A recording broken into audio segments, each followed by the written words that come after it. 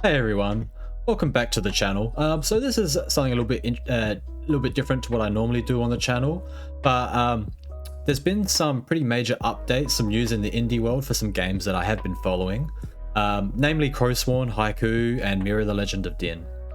So I quickly just wanted to go through those updates now and just share them with everyone because, well, in two of the three cases is quite exciting. The third one a little bit disappointing, a little bit sad, but we'll get to that. So we have a couple crowsworn updates.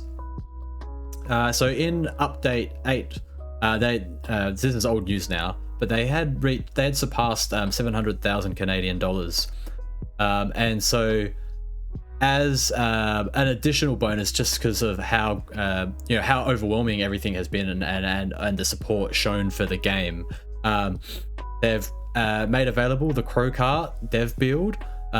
Crow Kart's kind of like a Mario Kart cross with crowsworn, and there was a little bit of controversy about that because it was at a higher tier, but now they've made it for everyone at the $20 tier, reward tier. But then more recently, they've said that anyone that backed at the $20 tier or more will get a free copy of one of their earlier games called Unworthy. I was completely unaware of this until this update, but it looks really cool. I've got it on my Steam here, so it looks kind of like it's like a 2D grayscale pixel art Souls-like Metrovania. What's a little bit different though is that there's apparently no jumping in this game, and it's quite brutal. I thought I turned the volume off there, but yeah, it's just beautiful pixel art, 2D grayscale animation, and apparently this is quite brutally difficult. Just looking through some of the reviews, which some people take negatively, I don't. It's a challenge, and I'm actually very excited, very interested to play this game. It just looks super cool and something quite different to what I'm normally used to playing, so this will be interesting, and I can't wait to get this reward. Moving on, in the 9th update, so in the 9th update, they anyone who backs at the $100 tier or above, excluding the 125, will come with the steelbook, which will be a steel case with, just look at this. This looks really cool with this amazing art, and you'll actually get both a plastic case and the steelbook, so you get both. That's so cool. In fact, I didn't even realize that the Kickstarter for crowsworn, I didn't realize that it was still going. There's still another 5 days going for the crowsworn Kickstarter. That 870,000. This is in Australian dollars since I am Australian. Moving on to update 10. Lots of updates. I hear from them regularly. It's really cool. Where is it? Yeah, so the next stretch goal of 850,000 Canadian dollars, they'll release a free DLC to crowsworn called the Isles of Ladar, which will be a whole new region and history that exists outside of the primary world of Fyterian. It says here, it's a land that has befallen to an even more powerful force than the curse of Fyterian, a land that has been ravaged by time itself. So sounds very exciting, very ominous to be honest. And there's one more update here. So they have added another stretch goal. So this is kind of a surprise to me because I didn't realize that the crowsworn Kickstarter was still going.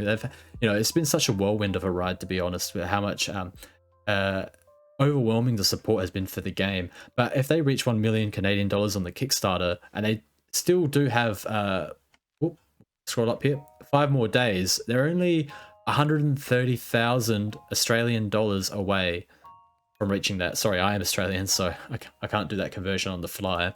But once they reach the 1 million Canadian mark, which I'm really hoping they will, they're actually going to be able to hire Vulture Head Studios, who did the Kickstarter trailer for them. Which, hold on, let me just play this while I'm... Oh, I can't, that takes me out. And they will do anime-style animated cutscenes for the entire game of crowsworn, my understanding. And it says here the animations they do are so badass and high quality, and having seen the trailer, I think we've all seen the trailer, we can agree with that. So yeah, there is still 5 days to go for the crowsworn Kickstarter. And they're very close to hitting in 1 million. I'll put a link in the description, and if you haven't already backed them, or if you'd like to upgrade your pledge, do so. It would love to hit that 1 million mark and get that next stretch goal. Now moving on to Haiku, the robot. Now this is one that's really close to my heart. I think this might have been maybe the first thing I ever backed on Kickstarter. I'm part of the beta testing tier. This is really cool. I love this, what I've seen so far from the beta. The pixel art is beautiful. Really enjoyable, looking forward to it. Mr. Morris has been on a well-deserved holiday, but there's been a few updates. So originally it was slated to release in October this year, but now it's been pushed back to TBD, which I personally am relieved. I was a little bit concerned that it was going to be released too soon, and I would rather Mr. Morris take all the time he needs to just really give us a polished game. And you know, I am so hyped for Haiku, like more than anything. I might be more hyped for Haiku than Silksong, to be honest. Like Haiku was really a game that's close to my heart. Well, I have to go to this one because the video. And he's revealed a, I hope I can reveal that here, a new boss called Analyta. I'm not sure how to pronounce that.